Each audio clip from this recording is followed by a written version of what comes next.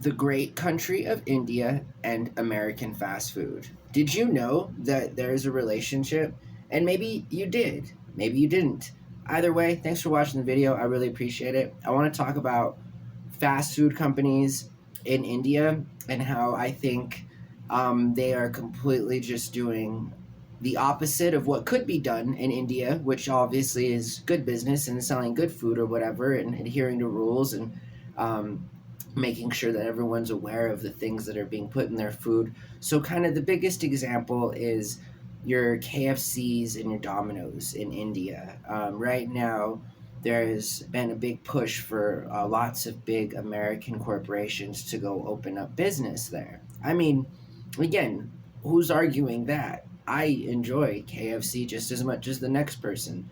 Now, it's important to note too, especially on KFC. Fun fact, quick sidebar: there still is one original KFC open, and it serves the original KFC chicken. It's not affiliated with KFC, and I guess that's important to note. Is that there is a restaurant that serves the original recipe that was originally sold to KFC by Harlan Sanders that is still open somewhere in this country. I forget exactly where, but you can, look it up yourself. And it's fried chicken it's chicken made in a pressure cooker and then seasoned, and it's actually still very popular. Anyways, who doesn't like KFC? I like KFC, and apparently people in India really like it too. The problem is that American fast food companies are adulterating the food that's sold there in these fast food restaurants with huge amounts of sugar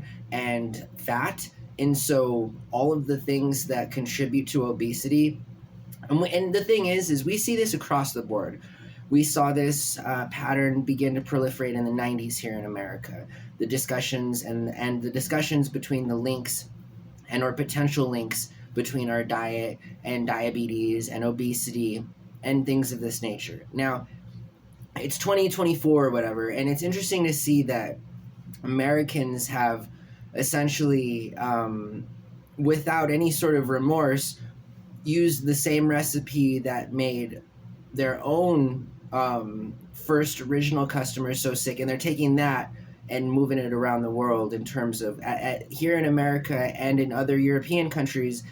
They have taken it upon themselves to actually have some kind of discussion about fruit, sugary drinks, or they call them fizzy drinks, and food that has lots of fat in it, food that has lots of sugar. And just to give you an example, a sandwich sold in a KFC restaurant in India has like 8 more grams of sugar per slice of bun than its European counterpart, than like in a KFC that's selling the same sandwich in France, like quite literally. And so the problem then becomes the lack of standardization, as it's not required for American corporations when conducting business and other new places and stuff. And so just because India itself doesn't have any public policy that dictates